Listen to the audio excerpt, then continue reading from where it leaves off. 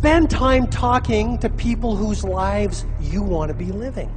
How somebody is capable of enduring that amount of pain and while really just doing a performance, and it looks almost effortless in a way to go through what an ordinary man or average person, myself included, would cringe at or not even consider attempting. So I wanted Mike to go into a little bit more detail, like only he can, about pain management and strength, kind of in the same vein.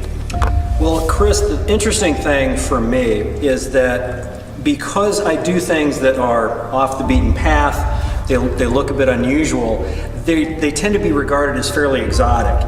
But in my mind, everything that I do is really the product of the same sort of athletic process that you follow in the gym, other people pursue in their chosen sport. And it's really a question of goals and figuring out a way to plan effectively for those goals.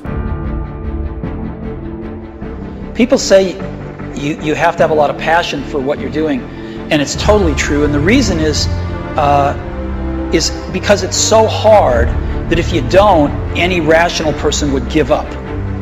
It's really hard, and you have to do it over a sustained period of time. So if you don't love it, if you're not having fun doing it, you don't really love it, you're going to give up. And that's what happens to most people, actually. If you really look at the ones that ended up being successful, unquote, in the eyes of society, and the ones that didn't, oftentimes it's the ones that are successful loved what they did so they could persevere when it got really tough. And the ones that didn't love it quit because they're sane, right? Who would want to put up with this stuff if you don't love it? So it's a lot of hard work, and it's a lot of worrying constantly. And if you don't love it, you're going to fail. So you got to love it. You got to have passion.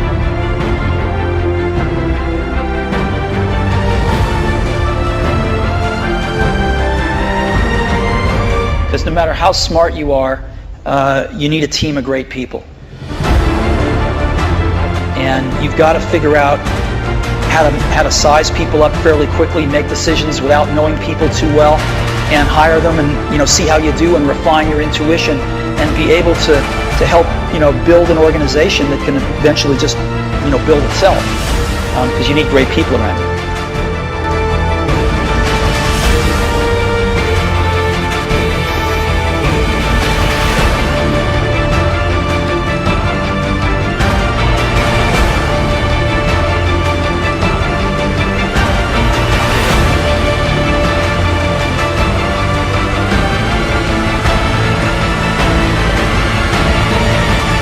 Thing is, about motivation and success, you have to be honest. Like, what is it that I want to do?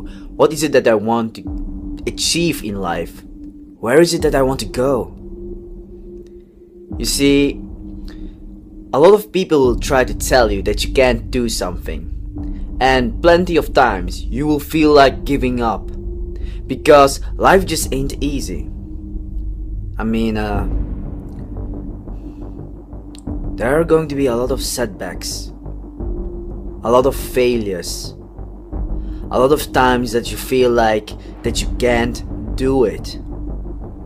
It's going to be scary, but you gotta wonder, see things, question yourself.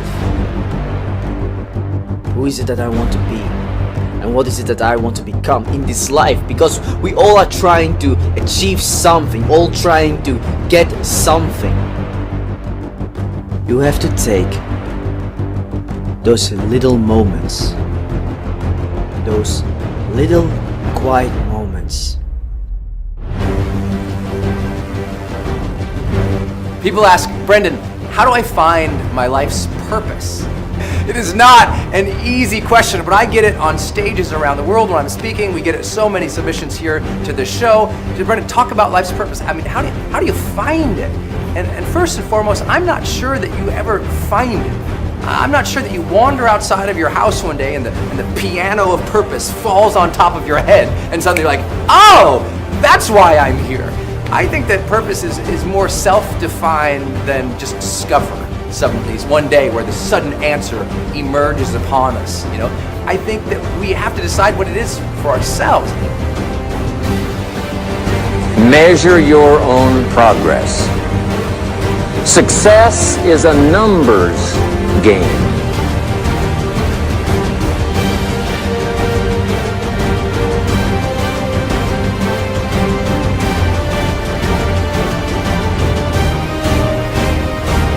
Action, execution.